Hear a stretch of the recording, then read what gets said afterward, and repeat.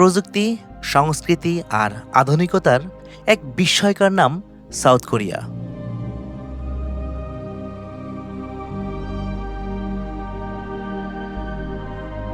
মাত্র কয়েক দশকের ব্যবধানে যুদ্ধ বিধ্বস্ত একটি দেশ থেকে বিশ্বের অন্যতম উন্নত অর্থনীতি ও প্রযুক্তি শক্তিতে পরিণত হয়েছে দেশটি।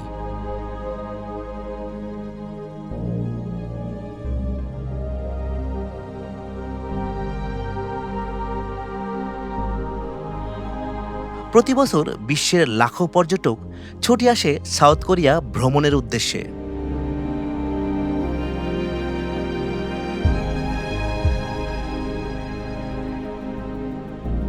দীর্ঘদিন ধরেই আমারও ইচ্ছা ছিল দেশটিকে কাছ থেকে দেখার।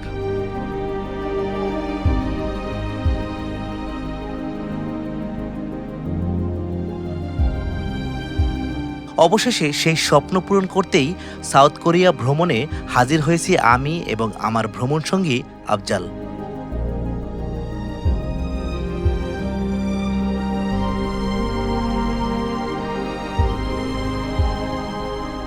রাজধানী সিওলের আকাশচুম্বী ভবন, ব্যস্ত নগর জীবন এবং আধুনিক পরিবহন ব্যবস্থা থেকে শুরু করে আমরা ছুটে বেরিয়েছি আগ্নেয়গিরি থেকে সৃষ্ট বিস্ময়কর জেজু আইল্যান্ডে।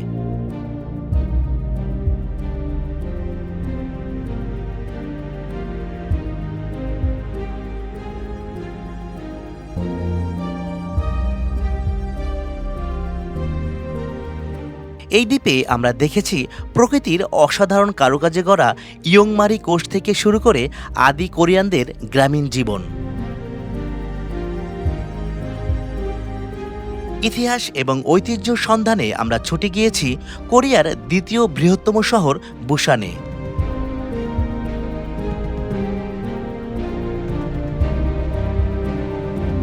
পাহাড়, সমুদ্র আর নগর জীবনের অসাধারণ সমন্বয়ে গড়ে ওঠা এই শহরে আমরা দেখেছি কালচারাল ভিলেজ সহ এমন কিছু দর্শনীয় স্থান যার প্রতিটি মোড়ে অপেক্ষা করছিল নতুন কোনো গল্প।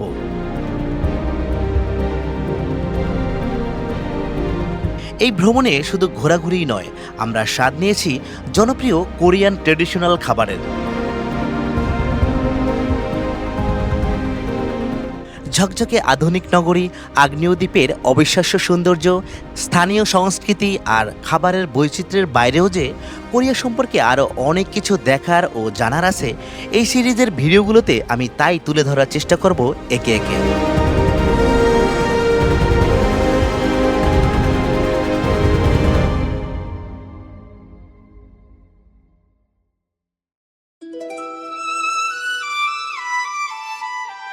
চায়না থেকে কয়েক ঘন্টার ফ্লাইট শেষ করে আমরা পৌঁছে গেলাম দক্ষিণ কোরিয়ার প্রবেশদ্বার ইনচিয়ন ইন্টারন্যাশনাল এয়ারপোর্টে। ঝকঝকে আলো, অবিশ্বাস্য পরিচ্ছন্নতা, আধুনিক ডিজাইন আর নিখুঁত শৃঙ্খলা দেখে মনে হলো এটি কোনো এয়ারপোর্ট নয়, আমরা যেন এসে পড়েছি ভবিষ্যতের কোনো শহরে।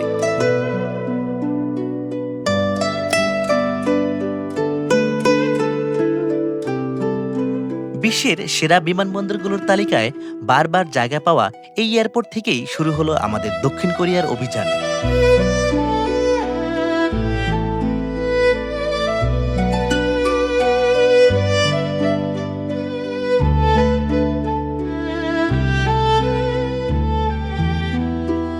Welcome from south Korea. অবশেষে আমরা আলহামদুলিল্লাহ সুন্দরভাবে ইমিগ্রেশন কমপ্লিট করেই এখন আমরা এয়ারপোর্টের বাইরে এখন চলে যাব এবং এখানে কিন্তু উবার পাওয়া যায় আফজাল। হ্যাঁ, এটা যে কারণে কোনো সমস্যা হবে না। আর এখানে আমি আপনাদেরকে একটা বিষয় জানিয়ে রাখি, সেটা হলো যে ইমিগ্রেশনে কিন্তু খুব বেশি প্রশ্ন আমাদেরকে করে নেই, শুধুমাত্র জিজ্ঞাসা করেছে আমরা কয়দিন থাকবো এবং কোথায় কোথায় যাব এবং সেই ডকুমেন্টসগুলো আমরা দেখাইলাম, বাস আমাদেরকে একটা স্টিকার দিয়ে দিল, আমরা চলে আসলাম। খুব বেশি সমস্যা হয় নাই। এয়ারপোর্ট ইমিগ্রেশন শেষ করে এবার আমাদের সাউথ কোরিয়ার রাজধানী সিওলে যাবার পালা। উবারে কল করতেই চলে এলো অত্যাধুনিক মডেলের একটি ইলেকট্রিক গাড়ি। প্রযুক্তিতে কোরিয়া যে কতটা এগিয়ে আছে তা উবারের এই গাড়ি দেখেই আমরা বুঝতে পারলাম।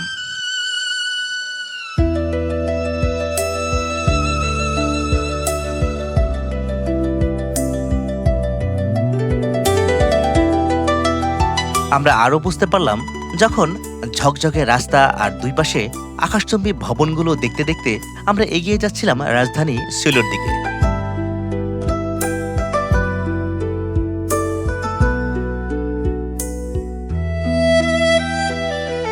রাস্তার দুই পাশে অবিশ্বাস্য পরিচ্ছন্নতা আর নিখুঁত শৃঙ্খলা প্রথম দেখাতেই কোরিয়া সম্পর্কে আমাদের মুগ্ধতা তৈরি করলো।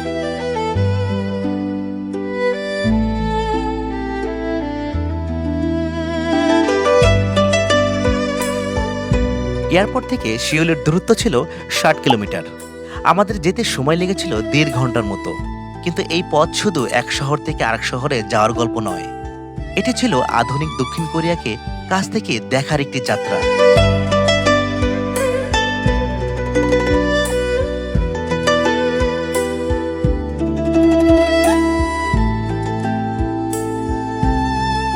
বিমানবন্দর এলাকা ছেড়ে বেশ কিছু দূর যেতেই জানালার বাইরে দেখা মিলল একের পর এক সুপরিকল্পিত সেতু।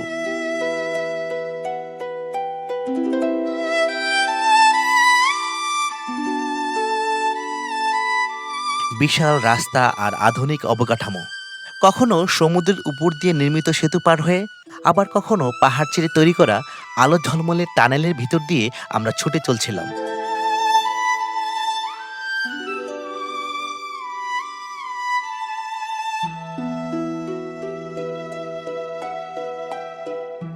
তবে প্রথম দেখায় কোরিয়া সম্পর্কে আমার একটি ধারণা স্পষ্ট হলো, আর সেটা হলো ভৌগোলিকভাবে ছোট্ট একটি দেশ এই দক্ষিণ কোরিয়া আসলে চারপাশে সমুদ্র এবং পাহাড় দিয়ে ঘেরা।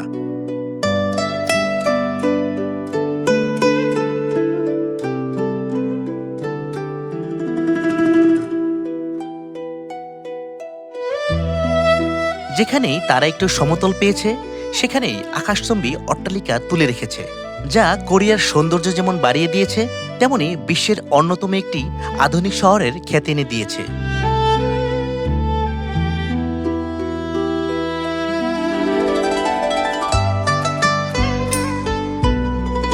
এবার দেখার পালা এই দেশের মানুষ এবং তাদের কৃষ্টি কালচার কেমন। কাছ থেকে সেগুলো দেখে অবশ্যই আপনাদের সাথে শেয়ার করব।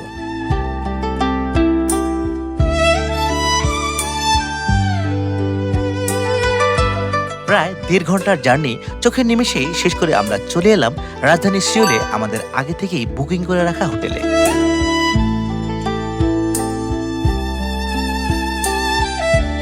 এবার চলুন হোটেলের রুমে চেক ইন করা যাক। আধুনিক একটি দেশের নতুন হোটেল কেমন হবে সেটা দেখার জন্য আমরাও বেশ অধীর হয়েছিলাম।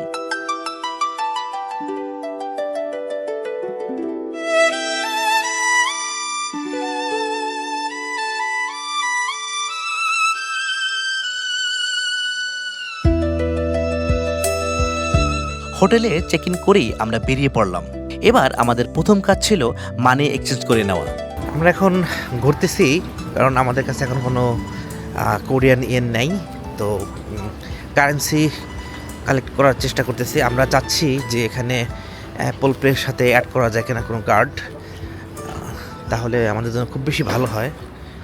তো দেখতেছি দোকান কোথায় পাওয়া যায়। আর এখানে কিন্তু মজার আরেকটি বিষয় হলো, এখানে সিগন্যাল ছাড়া কোথাও কোনো কেউ রাস্তা পার হয় না, এবং যেখানে জেব্রা ক্রসিং দেওয়া থাকে শুধুমাত্র ওইখান থেকে কিন্তু সবাই রাস্তা পার হচ্ছে। তবে অন্য যে কোনো আধুনিক শহরের মতোই কোরিয়াতেও কিন্তু প্রায় শতভাগ লেনদেন হয় ক্যাশলেস সিস্টেমে। আমরা তাই প্রথমেই একটি দোকান থেকে ক্যাশলেস লেনদেনের জন্য ভার্চুয়াল পেমেন্ট কার্ড টিমানি কিনে নিলাম। আমরা দুজনে দুটা টিমানি নিয়ে নিলাম ৬,০০০ ইয়েন দিয়ে। এটা আমরা অবশ্য আমাদের ভিসা কার্ড ছিল, ওইটা দিয়ে আমরা পে করে দিয়েছি। বাট এটার ভিতরে যে আমরা ইয়েন ভরবো, মানে কোরিয়ান ইয়েন যে ভরবো, তো ওইটা কিন্তু এখানকার কিন্তু লোকাল ক্যাশ কারেন্সি ছাড়া কিন্তু ভরা যাবে না। তো এই জন্য আমাদেরকে এখন বাধ্য হয়ে ডলার থেকে কনভার্ট করতে হবে ইয়েনে। এরপর একটি কারেন্সি এক্সচেঞ্জের দোকান থেকে আমাদের সাথে থাকা কিছু ডলার কোরিয়ান ওনে ভাঙিয়ে নিলাম। এখানে আমরা $200 পেলাম হলো 2,93,000 ইয়ান। আচ্ছা, নতুন কান্ট্রি, হ্যাঁ, নতুন কান্ট্রি, নতুন কারেন্সি, নতুন কাগজ ধরতেও ভালো লাগে, ভাল লাগে, দেখতেও ভালো লাগে, রাইট। ঘুরতেও ভালো লাগে। এর একটা মজা আছে, ঠিক আছে? অবশ্যই আমরা নতুন টাকা দিয়ে আমরা কিন্তু কারেন্সি সংরক্ষণ করি, এই জন্য এটা আরো বেশি ভালো। অবশ্যই সংরক্ষণ করবো আমরা। হ্যাঁ, আমাদের কিন্তু টিম মানিতে কিন্তু লোড করে ফেললাম আমরা 50,000 ইয়েন করে। তো এখন আমরা এই যে গাড়িতে উবার চলে আসছে, তো এখন আমাদের পেমেন্ট দিতে কোনো প্রবলেম হবে না। হ্যালো,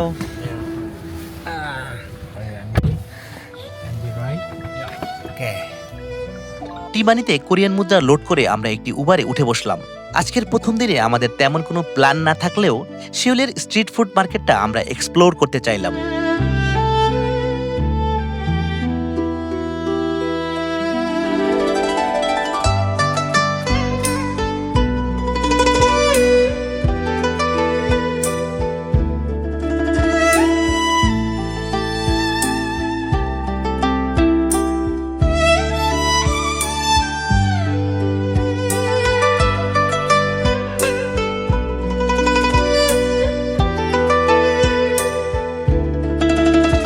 দক্ষিণ কোরিয়ার খাবার সম্পর্কে বহু আগে থেকেই শুনে এসেছি। তাদের খাবারের সংস্কৃতি বিশ্বের অন্যতম বৈচিত্র্যময় ও জনপ্রিয় খাদ্য সংস্কৃতির একটি। আমরা এখন চলে আসছি সিওলের গুয়াংজাং মার্কেটে। এখানে হলো খুবই ঐতিহ্যবাহী এখানকার যে ট্রেডিশনাল খাবারগুলো সবগুলো কিন্তু এখানে পাওয়া যায়। এখানে কিন্তু বিভিন্ন ধরনের ফলের জুস, ওদের বিভিন্ন ধরনের এখানকার ট্রেডিশনাল খাবার প্রচুর পরিমাণে এখানে কিন্তু লোকজন কিন্তু এখানে আসে এবং এখানকার মানে বিভিন্ন ধরনের খাবার আসলে মানে না দেখলে বোঝা যায় না যে আসলে কত ধরনের খাবার আছে এখানকার। আচ্ছা, কেমন লাগতেছে এখানকার যে পরিবেশ এবং এখানকার আমার যে বিষয়টা কি, প্রত্যেকটা দেশের একটা কালচার, নিজের ট্র্যাডিশন থাকে, কিন্তু হ্যাঁ, এগুলো আমরা দেখে অভ্যস্ত না। রাইট, মানে এখানে একটু ইউনিক ধরনের সি ফুড আছে, হ্যাঁ, বা এখানে কিছু খাবার দাবার যা খাচ্ছে, জুস সব হ্যাঁ। সব ধরনের জিনিস এই এখানে জায়গার পাওয়া যে যায়। একটা ক্রাউড, এই জায়গার যে একটা স্মেল, এই জিনিসগুলা মানে এটা ভিডিও দেখে কেউ রিলেট করতে পারবে না। এই জায়গায় না আসলে এটার যে এক্সপিরিয়েন্স, এটা বোঝানো সম্ভব না, কিন্তু আমরা এনজয় করতেছি।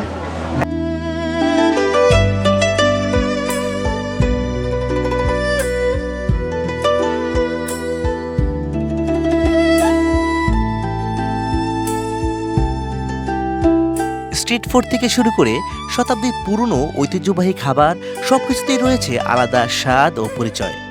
আজকে খুব কাছ থেকে সেই সব কোরিয়ান ফুড দেখা এবং স্বাদ নেওয়ার চেষ্টা করব আমরা।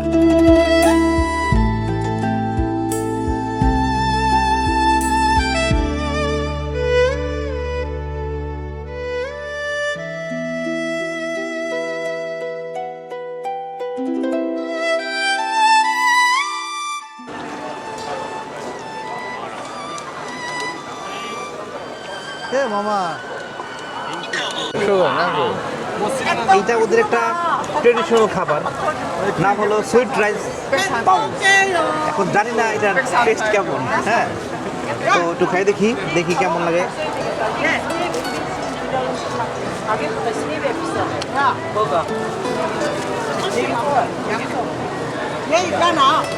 কেমন লাগতেছে মামা? মিষ্টি না? মিষ্টি না, আমার মনে হয় আরো মানে আমরা একটা পোয়া পিঠা আরো আছে না, খাইতে হবে, খায় ভিতরে যেতে হবে। হতে পারে দেখি ভিতরে কিছু ফিলিংস ভিতরে কিছু আছে কিনা, কিন্তু অনেকেই কিন্তু খাইতেছে। এইবার অসাধারণ টেস্ট আসছে, এবার পাওয়া গেছে না? দারুণ। কি কেমন কেমন এটা খাইতে টেস্টটা হবে কেমন মাঝখান actually? পর্যন্ত, নাহলে কিন্তু টেস্টটা বোঝা যাবে না, কারণ এটার ভিতরে বাদাম, তারপরে হলো আরো কি কি যেন দিচ্ছে আর কি, মধু টধু কিন্তু মনে দিচ্ছে। খুবই ভালো টেস্ট লাগছে, খুবই ভালো স্মেল। কোরিয়ার এই বিশাল স্ট্রিট ফুড মার্কেটে এসে আমরা যেন বিস্মিত হয়ে গেলাম। এত বিশাল ব্যাপ্তি নিয়ে কোনো স্ট্রিট ফুড মার্কেট থাকতে পারে তা যেন আমাদের ধারণাতেই ছিল না।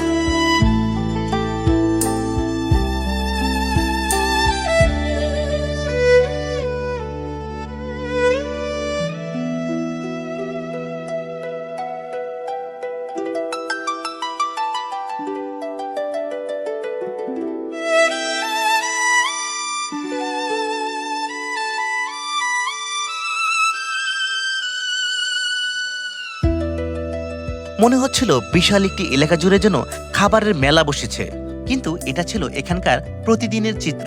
আর দেশ বিদেশের অসংখ্য পর্যটক এখানে ছুটে এসেছে বৈচিত্র্যময় কোরিয়ান খাবারের স্বাদ নিতে। আমরাও ঘুরে ঘুরে অদ্ভুত এবং বিচিত্র সব খাবার তৈরির প্রক্রিয়া দেখে দেখে প্রথম দিনেই সিউলে দারুণ একটি সময় কাটালাম।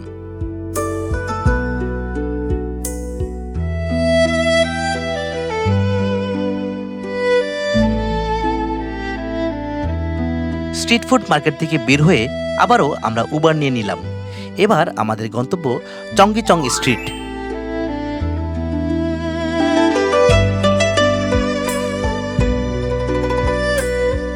চঙ্গিচং স্ট্রিটে নেমেই আমরা ওয়াকওয়ে ধরে হাঁটতে থাকলাম। পরিচ্ছন্নতার দিক দিয়ে সাউথ কোরিয়া কোন লেভেলে অবস্থান করছে তা এখানকার ফুটপাত বা ওয়াকওয়েতে হাঁটতে গেলেই বোঝা যায়।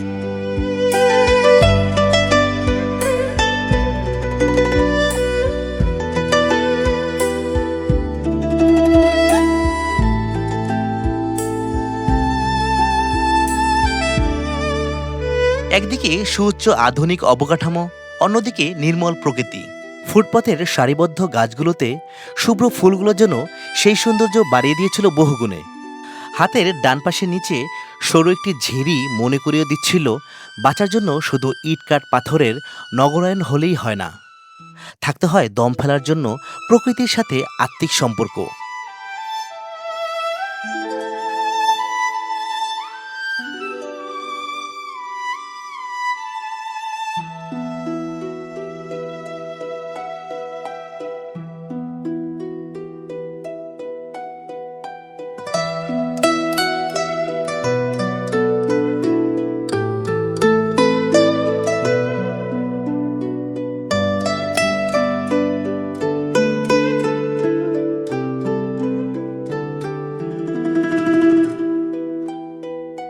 এসব দেখতে দেখতেই শিওলের বুকে সন্ধ্যা নেমে এলো। চারপাশে জ্বলে উঠল নানা রঙের আলো। মুহূর্তেই পরিবেশটা যেন উৎসবমুখর হয়ে উঠল। প্রতিটি রাস্তা, রেস্তোরাঁ, শপিং মল, এমনকি অলিগুলি যেন সন্ধ্যা নামার পরপরই দারুণ এক ফেস্টিভ মুডে চলে গেল।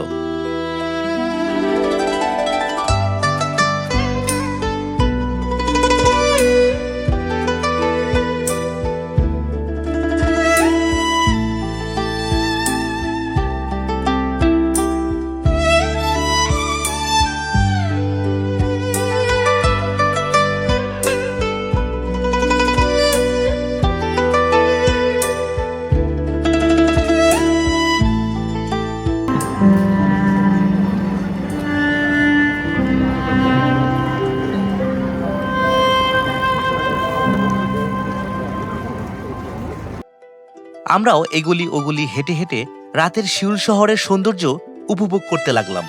বেশ খানিকটা সময় রাতের সিউল উপভোগ করে আমরা এবার রাতের খাবারের জন্য চলে গেলাম ডমিনোস পিৎজাতে।